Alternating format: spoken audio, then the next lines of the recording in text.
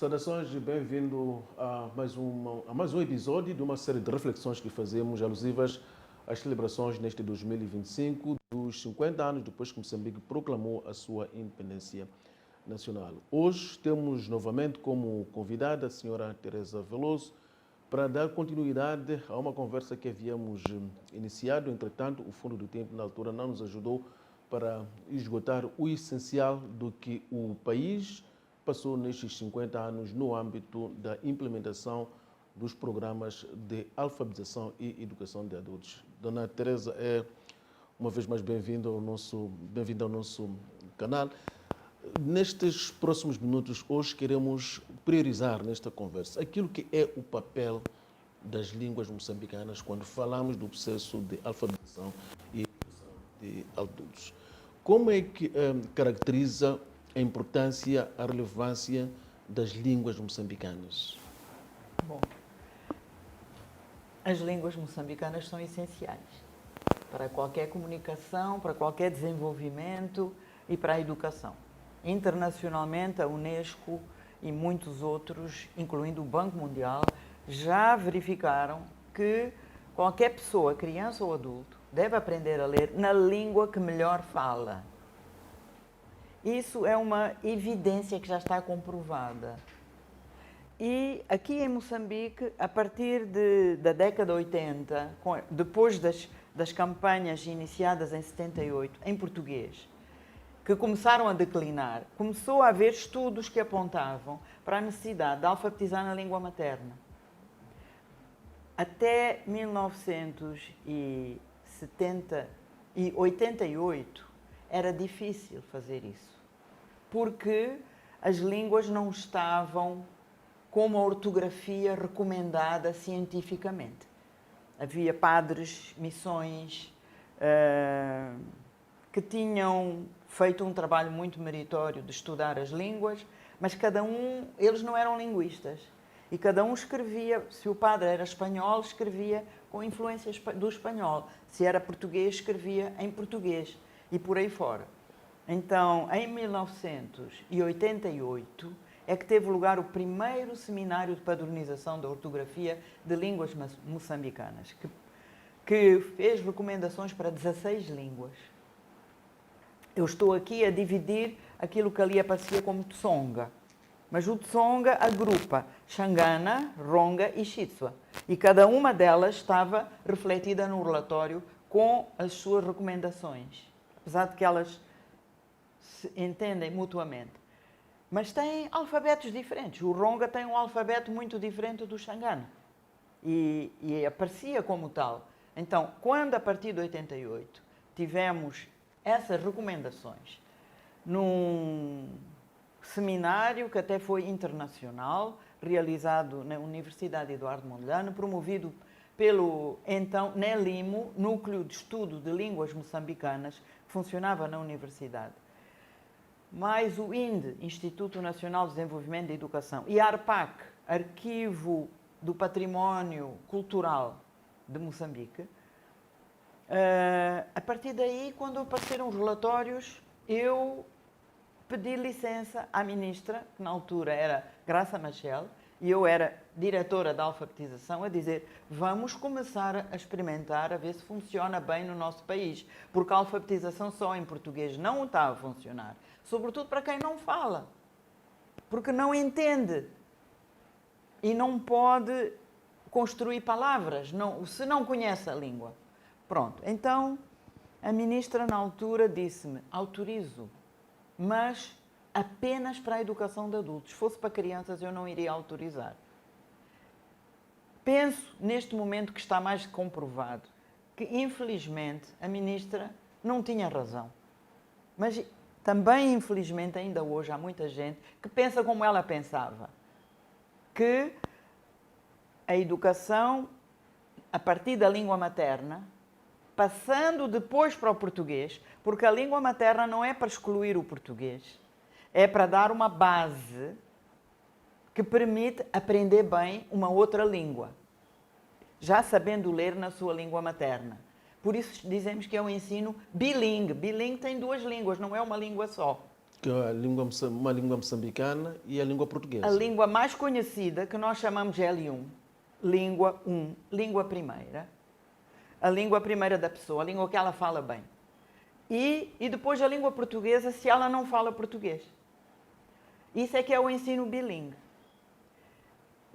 E a partir de 89, começamos a trabalhar na educação de adultos, apesar de que ela foi extinta, a Direção Nacional, em 1990, em 89 fizemos o primeiro seminário de capacitação de autores em língua sena e em língua tsonga, que foi o que a universidade... Eu trabalhava com linguistas, naturalmente. Eu não sou falante de nenhuma dessas línguas. Neste momento já entendo bastante algumas. Mas a lógica, a ciência dizia, e o meu sentimento também, porque eu aprendi a ler em português quando tinha 6, 7 anos de idade. E tive muita dificuldade na escola em aprender a ler com o método que a escola tinha. Foi em casa com a avó, com outro método, que eu aprendi a ler. Então, eu imaginando uma pessoa a querer aprender a ler numa língua que também não fala, é impossível. Ou quase impossível. Então, foram formados autores em 89, em língua sena e em língua xangana e ronga. Porque logo o grupo Tsonga, que estava junto no início, com o saudoso Tatana Cossa, que era professor, leitor de língua xangana na Universidade Eduardo Mondlane e pastor da Igreja Presbiteriana, ele dizia que a língua era Tsonga. E então o grupo era único e ele tinha formado as pessoas aqui de Maputo que iriam trabalhar no xangana. O Sena vieram da Beira. E logo, nas primeiras horas, eles se dividiram, disseram, não é possível, porque o Ronga tem um alfabeto diferente do xangana. Então dividiram-se em 2 grupos. E durante 10 dias estivemos a trabalhar e produzimos as primeiras lições e o plano completo do livro. E o grupo Sena voltou para a Beira, com a ajuda de um que estava cá em Maputo, e produziram, no fim do ano de 89, eu recebi um manuscrito com as lições todas do livro da alfabetização. Entretanto, havia zunzuns de que o ministro, que já não era Graça Machel, mudou, não sei se foi em 89, mas em 89 já não era Graça Machel, ele ia acabar com a Direção de Educação de Adultos e eu pedi para ir para o INDE. Então eu levei aqueles materiais para o INDE e começámos a desenvolver e fizemos o livro da alfabetização em língua sena, que esta é a primeira parte, não está completo, tem uma segunda parte, 2 volumes, este é o primeiro volume, 2 volumes que fomos testar. Trabalhámos com um linguista, indicado pelo Nelimo, que não era falante da língua, porque naquela altura, em 1990, 91, Moçambique não tinha praticamente linguistas. Tinha o Dr. Catupa, tinha o Dr. Bento Citói, que ainda estava em processo de doutoramento ou de formação. O Dr. Ngunga ainda não estava formado e não tinha linguistas moçambicanos.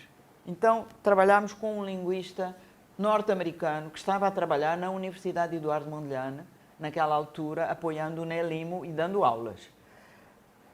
Só que o linguista não era falando da língua. E todo o trabalho que fizemos no INDE foi um trabalho de investigação-ação. Então, como é que vamos escrever esta palavra? Concretamente, por exemplo, a palavra Zua, que quer dizer sol. Então, os autores, uns escreviam D-Z-U-A. Outros Zua em que língua? Qual é? Sena. Sena. Começámos pela língua sena, que é esta aqui. É sol em sena. E outros diziam, não, vamos escrever D-Z-W-U. Zua. E o linguista dizia, tira lá o W, como é que você lê? Zua. Põe o W, como é que lê? Zua. É igual ou é diferente? É igual. Então, para que acrescentar letras? Um dos princípios da ortografia é economia. Economia de letras, sim. Economia de letras, economia de Tira, palavras. não faz mal, mas nós ficámos na dúvida. Fomos testar a ortografia deste livro com todas as palavras junto de 3 turmas experimentais, 2 na Beira, uma no Dondo. Mas é preciso ver que ainda havia guerra. Em 1992, ainda havia, 91, quando começámos, ainda havia guerra. Não era fácil as deslocações, não pudemos ir para outras zonas mais longe da cidade.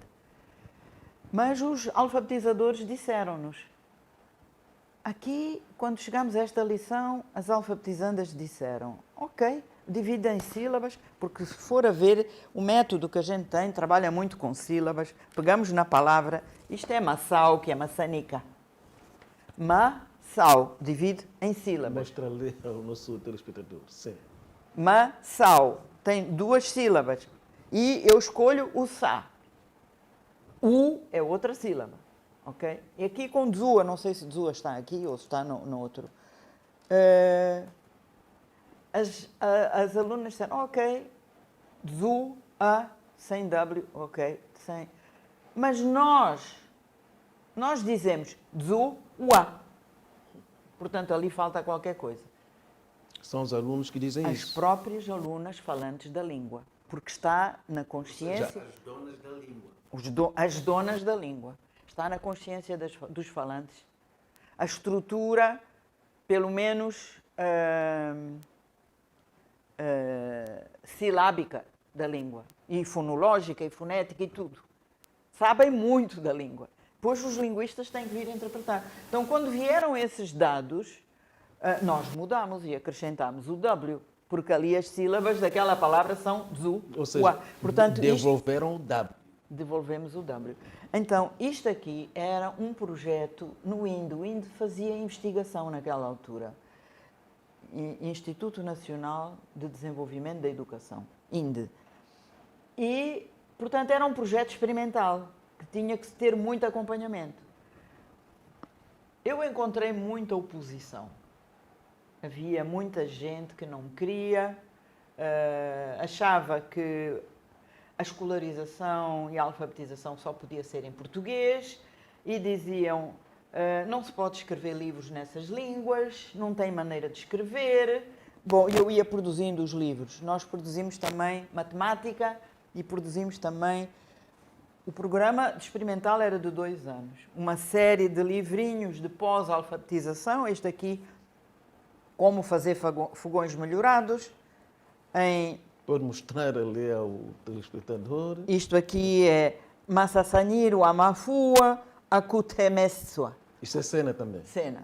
Isto tudo é cena. Cena, o bilingue é cena, português. Aqui, Misangani na Pitancano Pisalanga, isto são provérbios. E eu fiquei muito admirada porque nós perguntámos às senhoras no início. Pitancano Pia a cena, histórias dos cenas. Machequero Amiti, a plantação de árvores. Outra vez Pitancano Pia a cena. Perguntámos a elas o que é que elas queriam ler. Porque o projeto era dirigido a mulheres. E porquê é que era dirigido a mulheres? Porque resulta de uma discussão com a Unicef, que teve lugar, se não me engano, em 89, ou talvez em 88, já não me lembro, de balanço dos primeiros anos da independência de Moçambique, como é que tinha evoluído a condição da mulher que condiciona a da criança. Se a mãe é pobre, a criança pode ser subnutrida. Se a mãe tem educação e tem acesso à água, todos esses aspectos de educação, água, saúde, nutrição, que a Unicef estava a avaliar. E eu estive lá numa reunião dessas e havia o setor da educação e verificámos que a mulher camponesa, passado estes anos da independência e das campanhas de alfabetização, estava praticamente tão analfabeta como no tempo da independência. Porquê? Veio o fator linguístico. Ela não fala português. Porquê que o homem beneficia? Porque o homem migra para as cidades, trabalha e depois volta, mas ela não viaja tanto como o homem, não tem contacto com outras línguas. Então, foi uma hipótese, mas que este projeto confirmou. Elas aprenderam facilmente. E nós entrevistámos elas antes e perguntámos, estamos a preparar um projeto, estão a ver aqui as lições, o que é que acham dos desenhos, entende-se? O que é que vê com este desenho? Fizemos muitas testagens, recolhemos dados muito interessantes e perguntámos o que é que querem ler depois. Queremos ler provérbios dos Senas, queremos ler histórias tradicionais cenas. Mas vocês são falantes de Sena? Eu questionava-me. Vocês são falantes de Sena porque querem? Não conhecem os provérbios? Já não conheciam. Já não conheciam. E depois descobrimos só no fim da experimentação toda porque é que elas criam os provérbios. Porque na cultura Sena, uma mulher não pode criticar o seu marido, nenhum homem, a não ser usando o provérbio adequado na ocasião adequada. Aí ela diz aquela palavra, aquela frase, aquele provérbio e todos olham para ela com mais respeito. Então, foi por isso que elas pediram também como fazer sopa. Tínhamos um livro com receitas de culinária, geografia de Moçambique, a pesca no rio Zambeze e fizemos isso tudo. Uma coleção de 10 ou 12 livrinhos de pós-alfabetização. Além de matemática. Mas também tinha o português. E o português fizemos o Parabéns Mamã, volume 1 e volume 2. No segundo ano. Primeiro aprendiam a ler e matemática. E depois aprendiam a continuar a ler, porque estes livros são da pós-alfabetização da língua Sena. E escrever, naturalmente. E tinha matemática em Sena e português, 2 volumes destes. No final, aquelas conseguiram chegar ao fim. Há sempre muitas desistências nos adultos, porque as senhoras têm uma vida muito difícil, ficam doentes, as crianças ficam doentes, os maridos ficam doentes, são elas que têm que tratar de todos eles. E por aí fora. Há muitas razões. Mas tivemos um nível de desistência nesta experimentação de 3 turmas muito menor do que nas turmas em português. E tem uma outra história também muito interessante.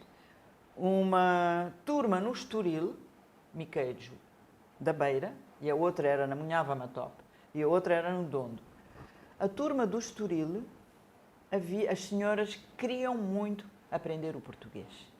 Estavam no bilingue, começaram na língua materna, mas diziam, quando é que chega o português? E os materiais de português atrasaram.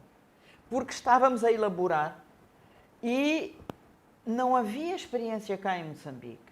E não tivemos grande ajuda. Como elaborar materiais? Como língua segunda. Aprender a quem já está a ler na língua materna. Não é um livro de alfabetização. É um livro que elas já podiam usar o saberem ler para ler em português.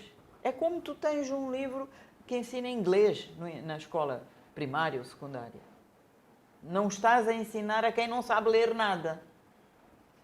E nós não tínhamos experiência e demorámos muito tempo, então os materiais em português atrasaram. Então o que é que aconteceu? Houve senhoras que desistiram da turma experimental bilingue e foram estudar português numa turma ali perto, monolingue, da alfabetização em português. Quando chegaram os livros em português, saíram daquela turma e voltaram para esta. Porque ali não estavam a conseguir aprender. E no fim, os alfabetizadores disseram, com estes materiais do Parabéns Mamã e o que elas já dominam da leitura e da escrita, elas vão poder passar facilmente para o 3º ano de educação de adultos, que dava equivalência à 6ª classe.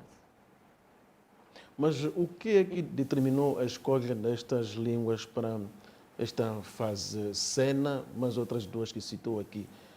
Se Moçambique tem muitas línguas. Mas nós temos que começar por algumas. Por alguns. Ou acha que só podemos começar se fizermos todas ao mesmo tempo? Mas há quem pensa isso. E eu estou contra. É que as línguas não contempladas, os seus falantes podem se sentir discriminados. Né? Sim, podem se sentir discriminados, mas o que é que vamos fazer? Nós temos 20 línguas. Nós íamos... A ideia do projeto era escolher uma língua do Sul, uma língua do Centro e uma língua do Norte. Então, o que foi escolhido foi uma língua do Sul, Xangana. Deixámos o Ronga. Porque quando fizemos a capacitação dos autores, eu não sabia que o Ronga tinha que ter um alfabeto e um livro de alfabetização diferente do Xangana. Então, era a língua de Tsonga. Mas não, dividiu-se e ficou Xangana como representativa do Sul, para ver se funciona. É uma experimentação. No centro escolheu-se Sena por indicação do Nelimo, porque há um linguista que vos pode ajudar. E no norte escolhemos Macua, naturalmente Macua é a língua mais representativa do norte. Tínhamos o Dr. Catupa, mas falei com ele uma vez, mas ele tinha outros programas, não deu depois grande ajuda. Mas encontramos outros linguistas, como o Pedro Afido e o Aníbal Vitorino, que trabalharam connosco como linguistas. De maneira que a ideia era fazer uma experimentação. Mas esse problema que o Sr. Boaventura Mandelhato coloca, toda a gente me colocava também. E na Beira pensavam, agora o governo decidiu que a zona centro de Moçambique vai ser alfabetizada em Sena.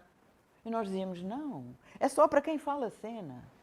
Você não vai impor Sena aos Ndaus, não vai impor Sena aos Nhanjas, não vai impor Sena a mais ninguém. Para que a ideia de impor língua está na cabeça das pessoas, que tem que ser uma língua só. E essa opção resultou no final do dia? Aquela experimentação foi muito boa. Houve relatório, este é um relatório dessa experimentação. Foi publicado em inglês como tese de mestrado de Zaida Cabral, que trabalhava comigo no INDE. Resultou muito bem. Depois disso era preciso espalhar. E aí o Ministério não conseguiu espalhar. Mas eu fui... Enquanto ainda estava no INDE, o que é que fui fazendo? Fui fazendo o Xangana. E saiu este livro, a Hipfukeni. Portanto, primeira parte da década 90... Quer dizer que... A Hipfukeni, vamos acordar. Vamos levantar, vamos abrir os olhos. E aqui tem o livro de matemática, que também havia, mas não trouxe. Buku Rosungulisa Matemática, primeiro. Matemática 1. A Kusungula. E também para a pós-alfabetização, em Xangana, fizemos já no final da década 90 a coleção de livrinhos para treinar a leitura e desenvolver. Tem aqui a geografia de Moçambique, o nosso país, histórias tradicionais, a vida no lar, as 10 mais, que quer dizer as 10 medidas mais importantes para a saúde da mulher e da criança, pequenas histórias, o direito sucessório e por aí fora. Do alfabetizador, formávamos os alfabetizadores com manuais. Este é o livro Macua, mas não conseguimos fazer o projeto bilingue completo. Porque o projeto bilingue com turmas experimentais com testagem da ortografia implica muitas visitas e muito tempo. Mas fizemos o livro Dzuka, que é Nyanja, e fizemos o livro Ronga, também, no final, já em 1990, e, portanto, fizemos 6 línguas diferentes. Sena, Xangana, Macua, eram as 3 do projeto, uma do sul, uma do centro, uma do norte. Mas acontece que estávamos lá no projeto quando houve um conflito na Beira, em que o governador, não foi o governador, foi o bispo da Igreja Católica, disse que a cidade da Beira é a cidade dos Ndaus, está em território Ndau, então as missas devem ser todas rezadas em Ndau. E nós tínhamos uma turma experimental no bairro de Munhava Mató, onde houve uma revolta dos crentes e foram lá fechar a igreja, já que a missa é em Ndau, então não se reza a missa aqui, porque aquele bairro era de Cenas. E o governador chamou-me e disse, aqui tudo tem que ser igual, o que faz em Sena tem que fazer em Ndau. Então nós criámos também, fizemos o livro da alfabetização em Ndau. Então demorámos 10 anos nisso. Começámos com Sena, fomos para o Xangana, depois voltámos e fomos para Ndau, depois Macua, depois Ronga e Nhanja. Quando começaram a aparecer os livros nestas línguas todas, as pessoas começaram a entender que não era para impor língua nenhuma a ninguém. Era para cada um aprender a ler na sua língua. Pura e simplesmente. Isso de impor, de resto, em educação de adultos e mesmo em educação no geral, não se deve impor nada. Porque não funciona. Este é um processo que marca os primeiros anos da independência nacional. Chegados a esta parte... marca a segunda etapa. Marca a segunda etapa. Chegados a esta parte, que lições a tirar? As metas pensadas na altura foram alcançadas, foram ultrapassadas ou nem por isso? Sabe-se que Moçambique, quando proclama a independência nacional, tinha um índice de analfabetismo superior a 90%. Hoje, diz-se que este índice foi reduzido substancialmente, estamos na casa de cerca de 40%. Entretanto, a estatística não pode ser homogénea, porque sabemos de situações em que há províncias, por exemplo, que detêm índice de analfabetismo superior a 50%, por exemplo, Niassa. Bom, eu gostaria de continuar a minha história. Por favor. Mas está-me a fazer uma pergunta que desvia daí. O trabalho de produzir materiais, formar professores e alfabetizadores para a educação bilíngue demora tempo. Mas não deve ser interrompido. Deve ser melhorado, acrescentado, melhorado, acrescentado. E no fim da década 90, tendo feito isto que eu falei no INDE, eu fui trabalhar na Associação Progresso.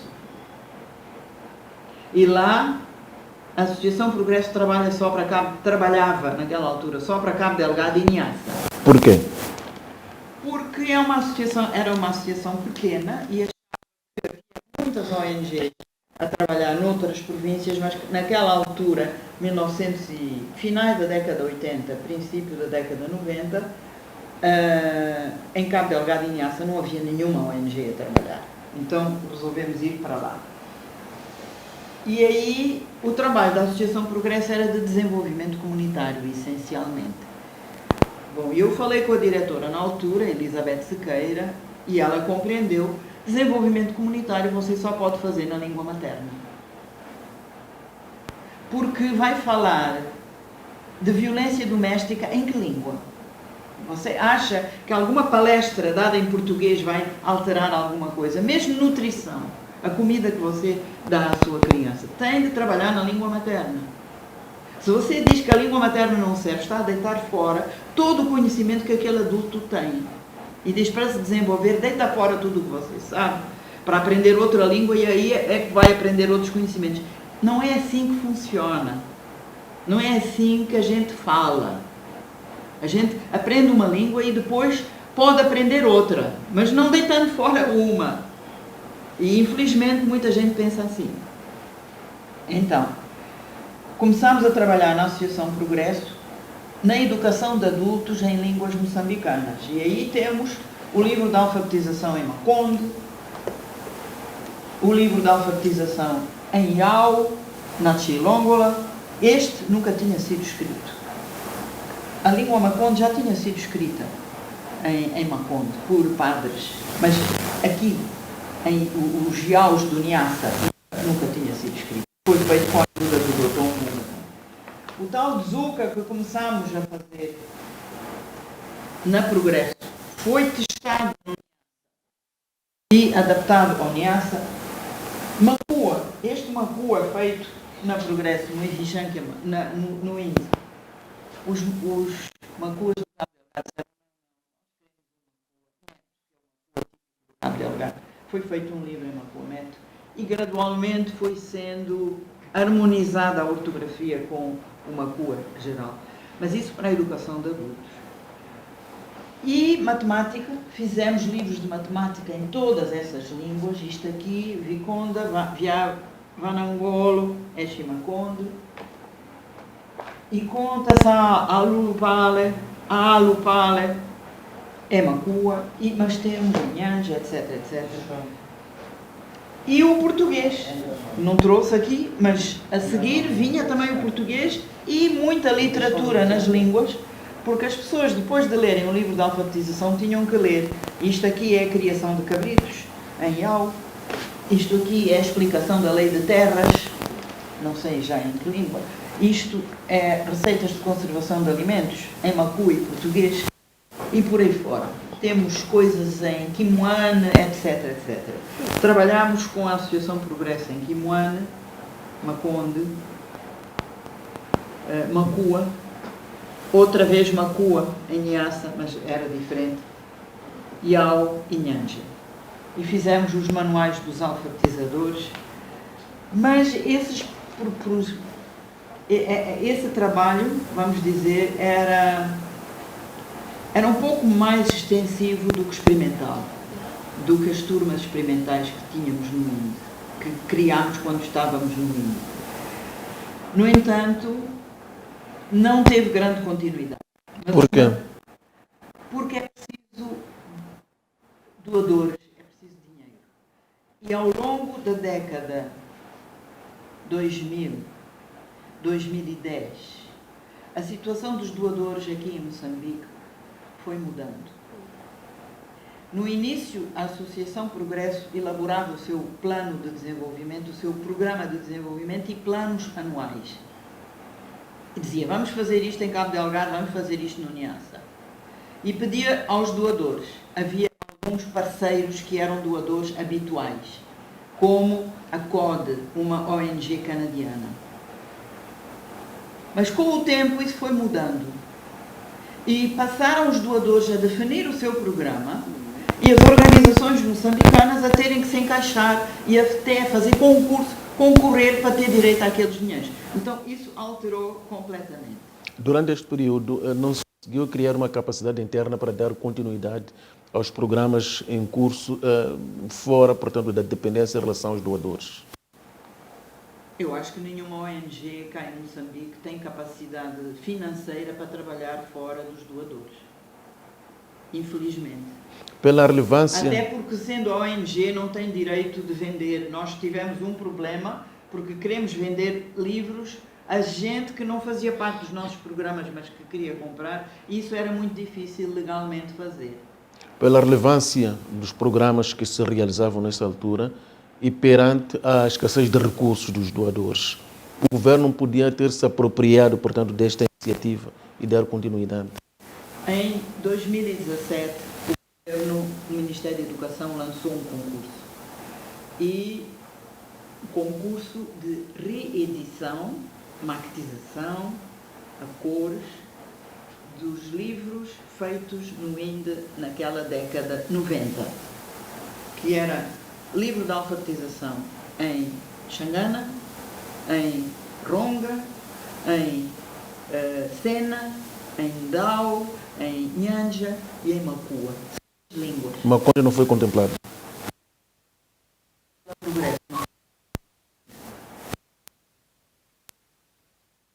Já é como do centro como do sul. E eu concorri. Eu já estava fora do INDE há muito tempo. Trabalhei com linguistas em todos esses livros. Concorri, para poder concorrer tive que me juntar com outras editoras e ganhámos o concurso e em 3 meses conseguimos produzir os livros de alfabetização em 6 línguas. E é pena que eu esqueci-me de os trazer, minha memória já está fraca. Preparei a sacola e ficou no caminho. São muito bonitos. Entregamos ao Ministério todos a cores, com os linguistas todos a melhorar o trabalho feito décadas antes. E, no entanto, até agora não foram impressos. Eu estou a usar aqueles que eu posso, mas reproduzindo, eu pagando nas casas de fotocópias. Não é um bom sistema, mas só queria dizer, eu gostaria um dia de mostrar, eles existem. Terá sabido a razão para não ter sido impresso até agora? O que me foi dito é que não havia livros de matemática. Ora, este livro de matemática em Xangana foi feito no INDE. Eu estava a trabalhar no INDE nessa altura, com Nhandrasima. Portanto, pelo menos o de matemática existe, e se existindo o de Xangana, pode facilmente traduzir para Ronda. Dona Teresa, quando fala da descontinuidade de alguns programas, porque começavam a escassear recursos, isto foi recordado que dizia na nossa primeira conversa que quando foi da realização da chamada Conferência Educação para Todos, aquilo que era a vossa visão não terá tido, portanto, a simpatia do Banco Mundial porque achava que esta coisa de alfabetizar só faz gastar dinheiro. O Banco Mundial fez uma conferência em Jomtien, chamada Educação para Todos, em março de 1990. Chamou Educação para Todos, mas excluía a educação de adultos. Sendo o Banco Mundial na Tailândia, aquilo era política mundial. Todo o mundo ficou afetado com falta de fundos. Mais tarde, o Banco Mundial deve ter visto que era um erro o que fez e veio corrigir, até veio cá a Moçambique tentar ajudar a relançar a educação de adultos, mas o Ministério já tinha fechado a Direção Nacional da Alfabetização e Educação de Adultos, ficou fechada há 10 anos. E depois, quando reabre com a ajuda do Banco Mundial. Mas é muito fácil destruir, é muito mais fácil reconstruir, é muito mais difícil reconstruir. E o que eu queria dizer é que todo esse trabalho que a Progresso já estava a fazer na área da educação de adultos em línguas moçambicanas foi aproveitado para a introdução do ensino bilíngue na escola primária, que o Ministério, entretanto, lá no INDE, naquela década em que eu estive lá, também havia um projeto de educação bilíngue para crianças, escola primária, que era Projeto de Educação Bilíngue em Moçambique, PEBIMO. E a experimentação era feita em Xangana e Nhanja. Xangana em Gaza e Nhanja na Angônia, em Tete. E os dois projetos de educação bilíngue para mulheres e PEBIMO, as pessoas colaboravam. Eu colaborei com o projeto PEBIMO. Dá muito trabalho. Os resultados foram muito bons. Dá muito trabalho e parece que as pessoas agora não querem trabalhar. Mas o que eu quero dizer é que naquela altura, no INDE, havia muita oposição de algumas colegas. As principais que estavam em oposição, infelizmente já faleceram. Mas continua a haver no Ministério da Educação muita gente que não acredita no ensino bilíngue. Não quer o ensino bilíngue. Acha que é um ensino de segunda categoria. E diziam naquela altura que a Teresa, que é uma branca, está a propor o ensino bilíngue para negros, de segunda categoria. Eu tive que me calar, não participei mais em workshop e fiz o trabalho. Diziam, não se pode fazer livros. Os livros começaram a sair. Diziam, não se pode formar professores. Formei os professores. Não há resultados. Vieram resultados. Agora já não podem dizer mais nada. O que dizem é, agora, o que eu ouvi dizer que dizem, eu já estou um pouco longe do Ministério, mas estou perto da educação de adultos no terreno. O que dizem é, vamos deixar morrer o ensino bilíngue de morte natural. Porque houve um grande projeto nos últimos 6 anos, financiado pela USAID, em que na segunda etapa, a Associação Progresso também participou, não sei se também participou no primeiro. Eu também já estou um pouco longe da associação, porque deixou de fazer estas coisas.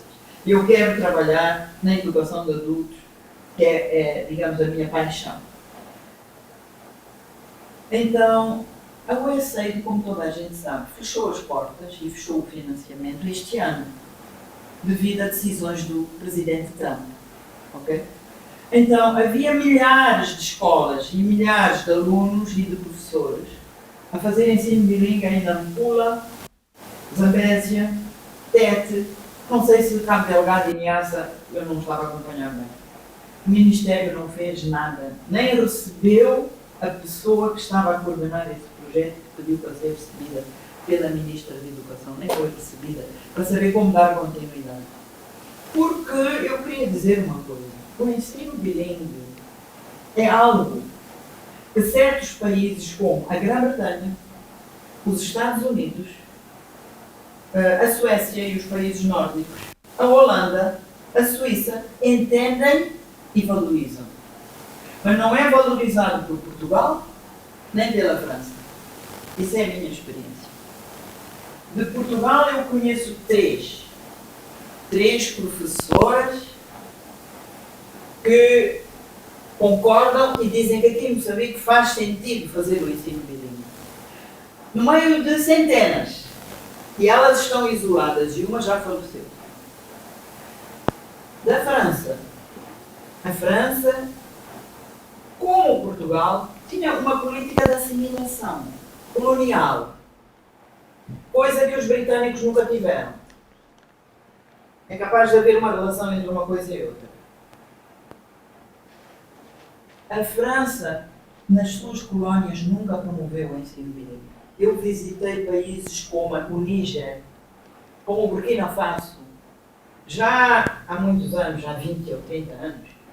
Eles tinham projetos de ensino bilíngue, mas não eram financiados pelos franceses, que foi a potência colonial. Portugal nunca vai financiar um programa de ensino bilíngue. Não entende. Para Portugal, a única língua de valor em Moçambique é o português. Sem dúvida que o português é a língua oficial, é uma língua até de unidade nacional, mas não é a única língua e não é a única de valor. Portanto, não vamos poder pedir ajuda a Portugal, não vamos poder pedir ajuda à França. De resto, a França, economicamente, agora tem os seus próprios problemas. Significa, portanto, que o ensino bilíngue que foi ensaiado já ganhava espaço no país, está em perigo. Já está a decair. Eu estive numa escola, não vou dizer aonde, onde o ensino bilíngue é entendido pelos professores, é na província de Nampula, que eu visitei, como ensino monolíngue em Macua. Aquilo que devia ser, porque o ensino bilíngue para crianças é diferente do ensino bilíngue para adultos.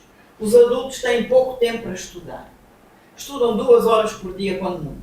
Então, primeiro ano, estudam para ler, leitura na língua materna, matemática na língua materna. Segundo ano, estudam, ou estudavam nestes projetos do I.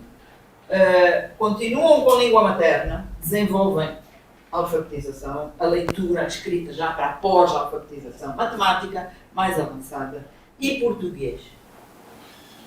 E os resultados foram bons. Mas as crianças é diferente. As crianças chegam à escola com 6 ou 7 anos e têm, no ensino bilíngue, leitura na língua materna, aprendem a ler e a escrever, matemática em língua materna, português oral. O português oral desde a primeira classe. Aprendem a falar português, com técnicas próprias de falar, de desenvolver a oralidade. Segunda classe, a mesma coisa. A língua materna, para ler e escrever. Matemática, para aprender as contas todas em língua materna. E português oral. Na terceira classe, já começam a aprender o português escrito, porque já falam um pouco. E aí se desenvolve. Agora, o que eu vi na escola que eu visitei recentemente, é que não ensinam português. Nem na primeira, nem na segunda classe do ensino bilíngue. Portanto, não é bilíngue. Chamam bilíngue ou monolingue em Macua. Portanto, já está abandonado o projeto, os professores estão desinteressados, enfim. Portanto, o ensino bilíngue praticamente acaba ficando extinto sem ter sido consolidado. Ele há de voltar. Há de voltar. Eu não tenho dúvida. Não tenho dúvida. O que é que o país perde sem ensino bilíngue? Perde toda a educação do grosso da população. Porque o que acontece é que o ensino monolingue, em português só, beneficia uma minoria de privilegiados, da elite. E os outros ficam completamente afastados. E tem outro problema. Esse ensino monolingue, só em português, neste momento, não está a ter nenhuma qualidade. Eu não preciso de explicar muito, porque todos os dias se vê essa realidade. Estamos a fazer um ensino nas escolas primárias em que os alunos não aprendem a ler em língua nenhuma, mesmo quando o ensino é em português, não aprendem. Vão para o secundário, não sabem ler. Chegam à universidade, não sabem ler nem escrever. E quais são as causas? Dizia que o que afeta de forma grave o nosso sistema de ensino na atualidade é o excesso de formalismo. O formalismo afeta no sistema todo. Mas vamos dizer, numa sala de aula da primeira classe, o que é que afeta? É que a maioria dos professores saem dos institutos de formação de professores sem saber ensinar a ler. Não é culpa dos professores. Lá nos institutos, os instrutores deles, que são os formadores, não sabem ensinar a ler. Porque foram formados para serem, na universidade, para serem professores de português, de geografia, de matemática, das várias disciplinas, para o nível secundário, porque a universidade forma professores, a UP forma professores para o ensino secundário. Saber, não encontro nenhum professor formado recentemente, nem nos últimos 10 nem 20 anos, que saiba o que é o método analítico-sintético, que saiba o que é um método global, qual a diferença entre um e outro. Que tipo de métodos existem? Existem muitos métodos. E o Ministério da Educação adotou teoricamente, que é o método analítico-sintético. E eu acho bem, acho uma boa opção. Mas os professores não sabem trabalhar com esse método. Nem nunca ouviram falar desse método no Instituto de Formação de Professores. Mas, no entanto, há alguns professores, poucos, que se destacam e começam a ser célebres, como o professor de Jaleia do Loabo da Zambésia, que sabe ensinar a ler, sabe ensinar matemática, gosta daquilo que está a fazer. São, digamos, numa turma de 50 alunos, sempre há aqueles que conseguem aprender, mesmo quando o professor não sabe ensinar bem. E depois a maioria não consegue. E chegam até a universidade. Agora, o formalismo. Quer que eu fale do formalismo? Por favor. O formalismo, para mim, Quer dizer que o nosso ensino é mais formal. É um aspecto da sociedade que nós podemos precisar. Mas quando é exagerado, e no nosso caso é altamente exagerado, é muito prejudicial. Por exemplo, muita gente só dá importância à forma. O formalismo é a forma. Então, nós temos o quê? Educação. Vai fazer o relatório do que foram os 50 anos da alfabetização. É tudo muito bonito. Tudo muito bonito. Alfabetizamos, como diz muita gente. Mas isso é uma forma. É como um ovo que tem uma casca, mas por dentro não tem nada, está vazio. Então, é no protocolo, até no protocolo nacional. É a forma, o espetáculo, a decoração, as roupas que usamos, muito mais importante do que a discussão do conteúdo dos problemas, a análise dos problemas para poderem ter uma solução. Nunca podemos ter solução de nenhum problema se não houver um diagnóstico. E quando tu tens um relatório muito bonito, não há diagnóstico nenhum, tudo parece que está bem. É o formalismo. Falamos a dizer coisas que não correspondem com a realidade. Portanto, mesmo as estatísticas que nos são apresentadas sobre aquilo que foi... Eu duvido muito daquelas estatísticas porque nós temos muitos jovens, cada vez mais crianças a nascer, que vão a escolas que não sabem ensinar a ler. Pronto, mas eu não tenho um Instituto Nacional de Estatística no meu bolso para dizer qual é a estatística, mas a gente vê. Inclusivamente há universidades. Quando eu digo formalismo, você tem o diploma de que é fisioterapeuta. Estou a falar de um caso que eu vi esta semana. De uma senhora fisioterapeuta, uma colega que fez o curso, não sabe ler nem escrever, só sabe copiar. Tremia muito quando ia defender a tese dela. Porque aí tem que falar, tem que... Mas será que ela é que havia escrito? Será que ela é que havia escrito a tese ou comprou, como está em voga? Comprou, copiou, usou a inteligência artificial. Agora, isso também é um problema que não é só de Moçambique, é de todo o mundo. O formalismo não é só um problema de Moçambique. Mas eu tenho uma amiga que infelizmente faleceu que dizia: estamos a sofrer a viver na época da morfologia da forma. O que interessa é o aspecto da coisa. Parece tudo muito bem. Faz-se uma visita, tudo está limpo, tudo está pintado, tudo está organizado. Agora, o que se faz lá não tem nenhum... Aliás, a isso encontramos o fenômeno da arrogância também. Encontramos o fenómeno de que o valor de uma pessoa é medido pelo dinheiro que ela ganha. Quando não pode ser.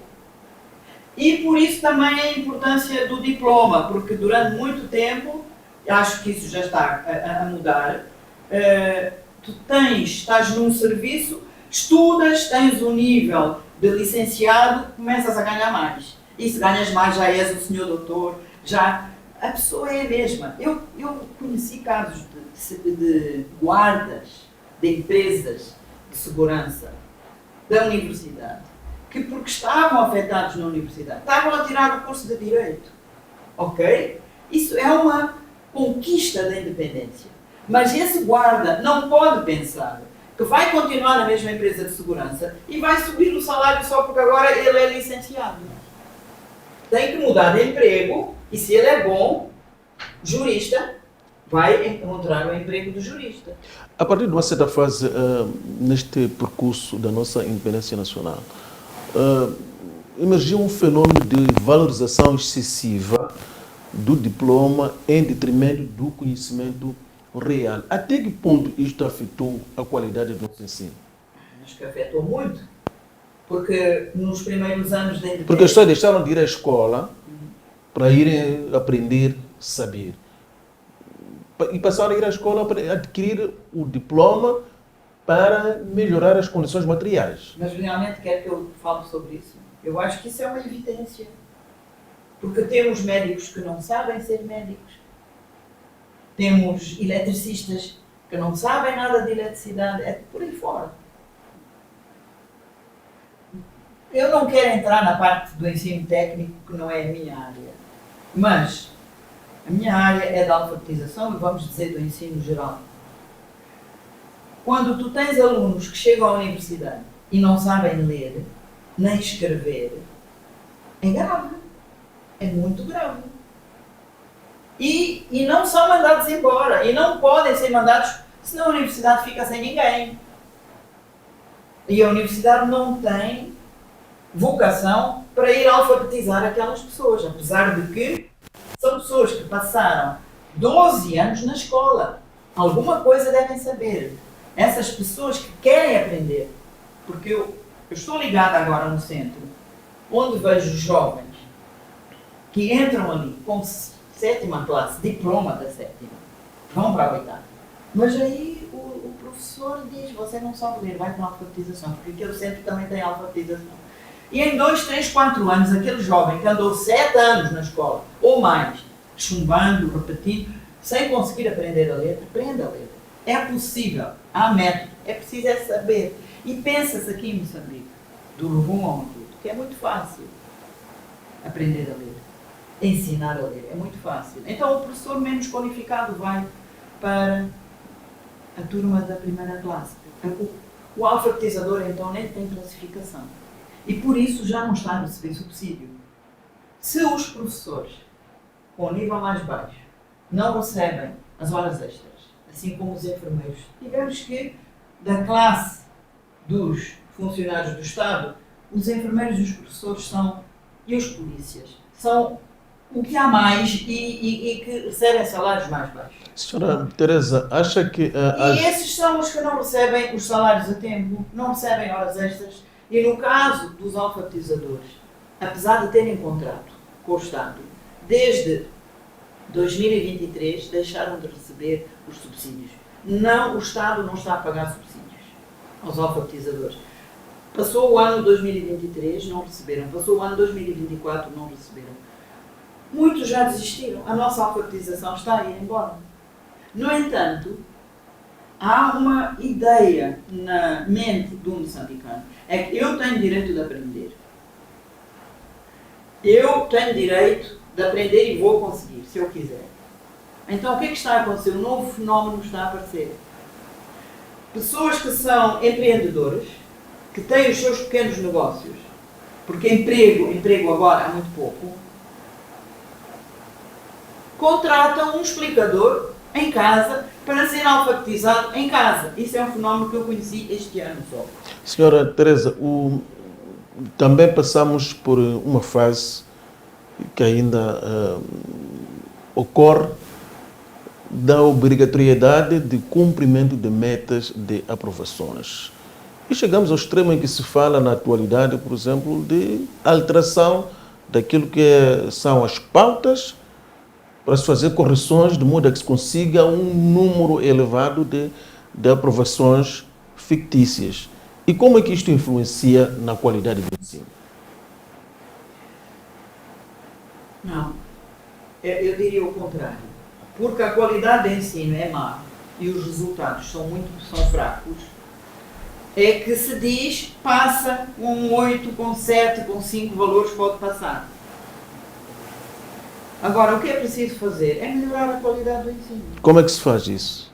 A partir dos institutos de formação de professores. Eles têm que saber ensinar a ler. E, por outro lado, tem essa questão. Nós temos que trabalhar com base na verdade. Fazer relatórios falsos, empolados, fazer estatísticas falsas, não vai resolver problema nenhum. Porque a realidade está lá. E quando ela é mascarada por relatórios, discursos, estatísticas bonitas, ela vai arrebentar de alguma maneira. E a gente já tem experiência disso. E não é do interesse do Moçambique continuar com esta situação. O nosso fundo tempo está esgotado, não temos mais tempo. Muito obrigado pela disponibilidade para esta reflexão que se impõe sobre o passado, presente e futuro de Moçambique, sobretudo na vertente da alfabetização e educação de adultos. 30 segundos só para sublinhar aquilo que julga que ser mais importante ainda. Sim. 50 anos em Moçambique, as pessoas sabem que têm o direito de estudar sendo adultas. Portanto, digo da educação de adultos. Isso é uma conquista que muitos países não têm. Já passou o meu tempo, já não posso fazer nada. É o que muitos países pensam. Aqui em Moçambique as pessoas sabem. Eu posso estudar. E nós tivemos casos desde a independência que pessoas aprenderam a ler e a escrever e chegaram até à universidade. Isso é possível em Moçambique. Outra vantagem ou conquista é que a alfabetização inicial normalmente é gratuita. Quando o Estado consegue oferecer ou instituições parceiras conseguem oferecer. E fizemos muita coisa na área do ensino bilíngue. As línguas moçambicanas, neste momento, têm ortografias, têm linguistas, têm materiais escritos e é uma questão de tirar das gavetas e trabalhar como deve ser. Agora, é preciso trabalho. É preciso trabalho. Trabalho. Muito obrigada. A senhora Teresa Veloso foi a nossa convidada para esta reflexão sobre o passado, presente e futuro de Moçambique, à luz das celebrações neste 2025, dos 50 anos depois que o país proclamou a sua independência nacional. Hoje tivemos como foco o setor da alfabetização e educação de adultos. O nosso muito obrigado pela escolha. Continue ligado a nós. Fique bem.